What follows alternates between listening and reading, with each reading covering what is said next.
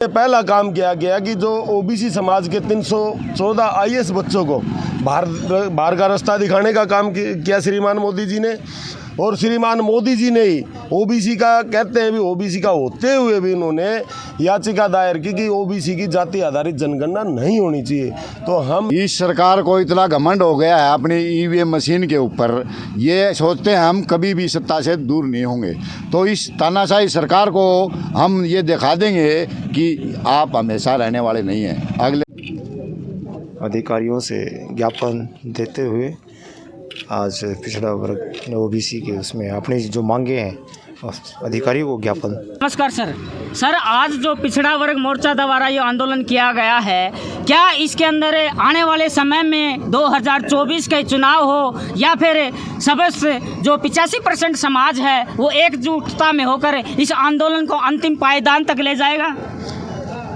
कोशिश तो हमारी यही रहेगी। यदि सरकार समय रहते ना चेती तो उसके नतीजे तो कन्फर्म है, इसका 100% नहीं 110% गारंटी के साथ कहते हैं हम, क्योंकि अभी 2024 में इलेक्शन होने में 1.25 साल पड़ा है और इसके नतीजे तो बीजेपी सरकार को आने वाले टाइम में भुगतने ही पड़ेंगे।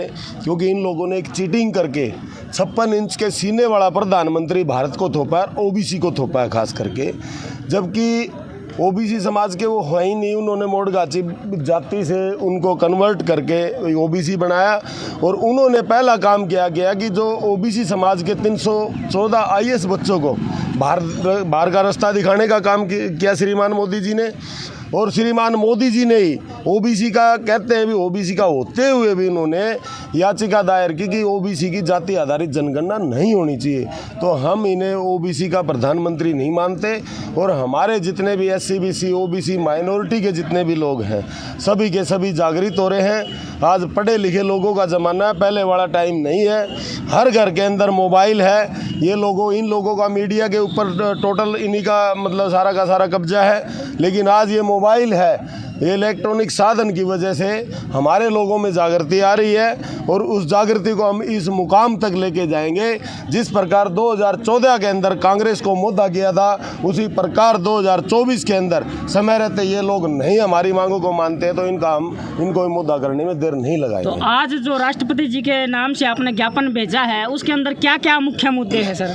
हमारा मुद्दा प्रथम मांग तो हमारी ये भी ओबीसी की जाति आधारित जनगणना होनी चाहिए। दूसरा मुद्दा है कि 2013 के अंदर सुप्रीम कोर्ट ने माना कि ईवीएम मशीन में घोटाला हो सकता है, तो हम ये चाहते हैं कि पूरे भारत में जो भी इलेक्शन हो बैलेट पेपर से हो। तीसरी मांग है हमारी, किसानों ने 14 महीने 15 महीने तक उन्होंने बेचारों ने संघर्ष किया, दिल्ली के बॉर्डरों पे अपने बच्चों को छोड़ के सर्दी गर्मी बरसात में वो पड़े रहे। 700-800 किसान की बलि भी चढ़ गई, लेकिन इस सरकार ने उनकी एक भी नहीं मानी। तो एमएसपी को गारंटी देनी चाहिए इनको, एक ये मुद्दा रहेगा। और जो पुराने कर्मचारी हैं उनकी पुरानी पेंशन दोबारा से हुई लागू होनी चाहिए। और जितना भी भ्रष्टाचार कहते थे भी मोदी आ गया भी भ्रष्टाचार नहीं मिटेगा, मिट जाएगा। इन्होंने वादा किया था भी हर आदमी के खाते में 15 लाख रुपए आएंगे। 15 लाख रुपए आने तो बहुत दूर की बात है। जो माताएं बहनों ने बेचारे ने लगो चपो के जो पैसे इकट्ठे कर रखे थे वो भी इन्होंने निकलवा लिए। तो काला धन नहीं आया कहीं से भी। तो ये सारे मुद्दे हैं। अब देखो आप महंगाई देखो, ये लोग क्या करते हैं कि भी गरीब आदमी को 5 किलो एक आदमी पे गेहूँ दे देते हैं। चलो 2 रुपये किलो इन्होंने गेहूँ दे दिया।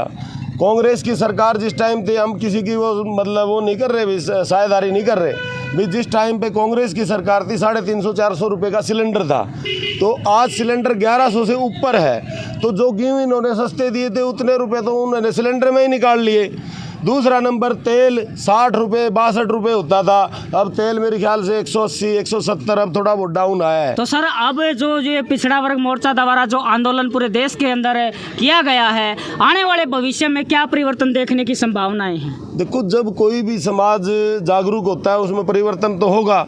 और ओबीसी की लड़ाई जो है ये बहुत तगड़ी है। जितने भी हमारे साथी हुए सभी के सभी तैयार हैं। इन लोगों ने प्रण किया है भी जब तक हम अपना मतलब हिस्सेदारी और हमारे जो हक हैं उनको लेकर ही रहेंगे, जब तक हम चुप बैठने वाले नहीं। आज पूरे देश भर के अंदर राष्ट्रीय पिछड़ा वर्ग मोर्चा के राष्ट्रीय संयोजक माननीय वामन मेश्राम साहब और राष्ट्रीय अध्यक्ष चौधरी विकास पटेल जी के नेतृत्व में पूरे देश भर के अंदर 563 जिलों में आज भारत बंद का कार्यक्रम किया गया था। और ये कार्यक्रम करने के पीछे हमारा एक मकसद था कि वर्तमान की जो बीजेपी की आरएसएस की सरकार है वो पिछड़े वर्ग की गिनती ना करवा के पिछड़े वर्ग का अपमान करने का काम कर रही है। पिछड़े वर्ग को संख्या के अनुपात में हिस्सेदारी नहीं दे रही है और पूरे देश भर के अंदर वोटिंग मशीनों में सेटिंग करके ये सरकार चुनाव जीतने का काम कर रही है। तो इन सब मांगों के विरोध में हम लोगों ने आज भारत बंद का कार्यक्रम पूरे देश भर के 563 जिलों में किया है। तो यदि सरकार पिछड़े वर्ग का अपमान करने से बाज नहीं आती है, यदि सरकार पिछड़े वर्ग की गिनती नहीं करवाती है, तो आगामी आने वाले समय में पूरे देश भर के अंदर एक बहुत बड़ा जन आंदोलन खड़ा होगा और उस जन आंदोलन के कारण इस सरकार को अपना जो कार्य जो कर रही है, जो पिछड़े वर्ग का अपमान करने का काम कर रही है, उसका नतीजा वर्तमान आरएस बीजेपी की सरकार को भुगतना पड़ेगा। धन्यवाद सर। नमस्कार सर, क्या नाम है सर? बलवान सिंह, पूर्व पार्षद भिवानी से। आज हम जो ये ज्ञापन दिया है, ये इस भ्रष्ट सरकार के खिलाफ आज हमने ये ज्ञापन दिया है। आज हमारे खिलाड़ी जो ओलंपियन हैं और से वो ऐसे समय में बैठे हैं जो देश के लिए मान सम्मान जिन्होंने बढ़ाया, आज उनके साथ जो अन्याय हो रहा है उसके खिलाफ हमने आज वो दिया कि उनको न्याय दिया जाए। किसानों की जो एमएसपी का रेट है उसको लागू किया जाए, जो महंगाई है उसको कम किया जाए। आज आप देख रहे हो पीटीआई लगभग आज 1050वां दिन बैठा है। इधर विकलांग बैठे हैं, इधर कई बैठे हैं जीरोनाथ वाले। तो जगह जगह लोग प्रदर्शनों में बैठे हैं इस सरकार के खिलाफ, लेकिन कहीं कोई सुनवाई नहीं हो रही। आज हम इस सरकार को जगाने का काम किया है और इसको जगा के ही रहेंगे। तो सर क्या इस सरकार को इतना घमंड हो गया है अपनी ईवीएम मशीन के ऊपर, ये सोचते हैं हम कभी भी सत्ता से दूर नहीं होंगे। तो इस तानाशाही सरकार को हम ये दिखा देंगे कि आप हमेशा रहने वाले नहीं हैं। अगले 2024 में जो भी इलेक्शन होगा उसमें ये सत्ता से हट जाए। तो वामन मेश्राम साहब ने कहा है कि इस देश के अंदर यदि आप परिवर्तन लाना चाहते तो ईवीएम को आने वाले समय में तोड़ेंगे पूरे देश के अंदर। इसमें आप हरियाणा की तरफ से क्या कहना चाहते हैं? ये तो पूरे देश में ही क्रांति है ईवीएम के खिलाफ। आज तक आप एक भी देश ऐसा बता दो जहाँ ईवीएम से इलेक्शन होता हो। जिसने ईवीएम का आविष्कार किया वहाँ पे भी इलेक्शन नहीं होते ईवीएम से। तो ये देश एक, मैं तो ये कहता हूँ, अंधभगत टाइप के लोग हैं, बुराई में आ जाते हैं और यहाँ मतलब लोगों को बुला के वोट लिया जाता है। लेकिन अब देश जागरूक हो चुका है, अब मोदी जी की बुराई में नहीं आएगा। तो साथ ही